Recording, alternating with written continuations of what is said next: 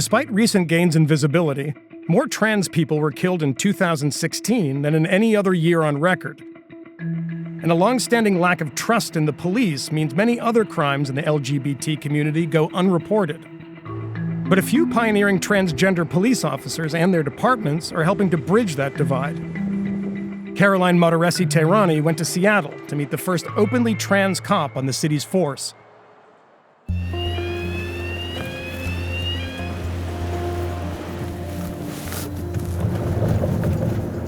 Tori Newburn starts his shift at 3 a.m. patrolling Seattle's Capitol Hill neighborhood. 1 Edward 2 on traffic. We'll be stopping on East Pine Street and Broadway. I pulled you over because your headlights weren't on. Right. I forgot to turn them on when I left this morning. Okay. I truly did. No big deal. More careful in the No worries. morning. Okay, take care. Thank you, bye.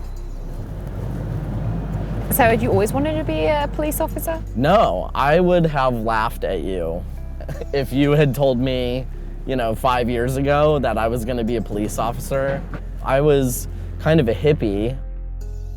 Tori was presenting as male before he entered the police academy in 2014, and he waited a year before he started telling his co-workers that he is transgender.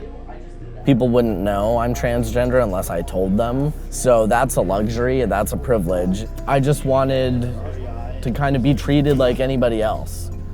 And so I chose to be stealth. Tori has come out to the colleagues he regularly works with, but not to the department as a whole.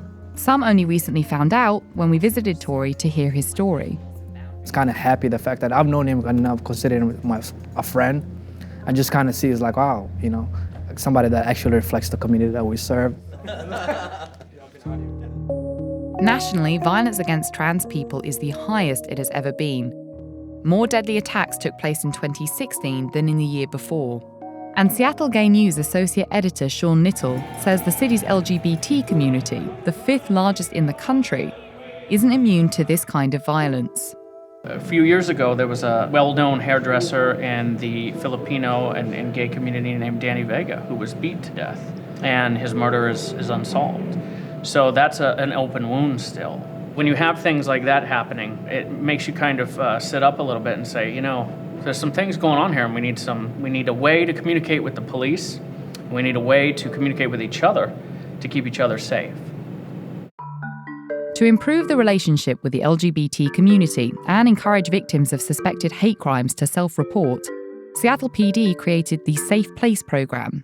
For nearly 2 years, local businesses have volunteered to be spaces for LGBT people to wait safely after calling 911. And last March, the police department implemented transgender training for all of its officers to educate them on how to interact with trans suspects and crime victims, including what pronouns to use.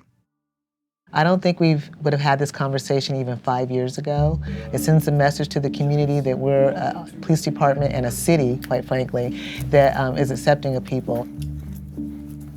More than 100 law enforcement agencies around the country have requested a copy of the training video, including the neighbouring King County's Sheriff's Office. That's where Deputy Jamie Deere works. Old as I can remember, I was always dressing as a boy, and I thought it was a boy. He met his wife Kay on the job and came out to the force as lesbian. They got married when he was still going by Melissa. But when he started taking hormones, he wrestled with the decision of coming out to his co-workers again, this time as trans. Hey, what's up?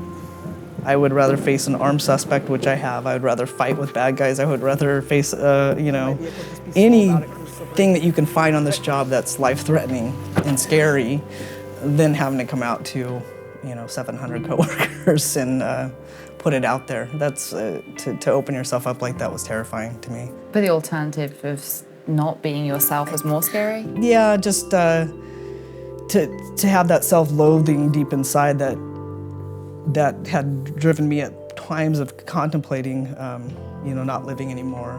All right, Sarge.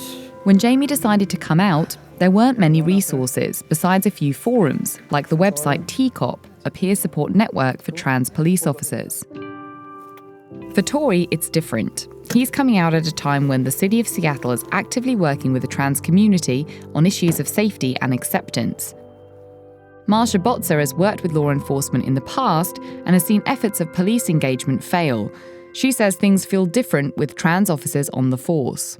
So as far as violence towards transgender people, it absolutely will help to have transgender folks in the police department and the entire department understanding what transgender is and what it is not. That will help. Violence, I think, will decrease. How could it not if there's that kind of understanding? With so many voices coming together from their departments and the LGBT community, Jamie and Tori believe that speaking out now will be impactful.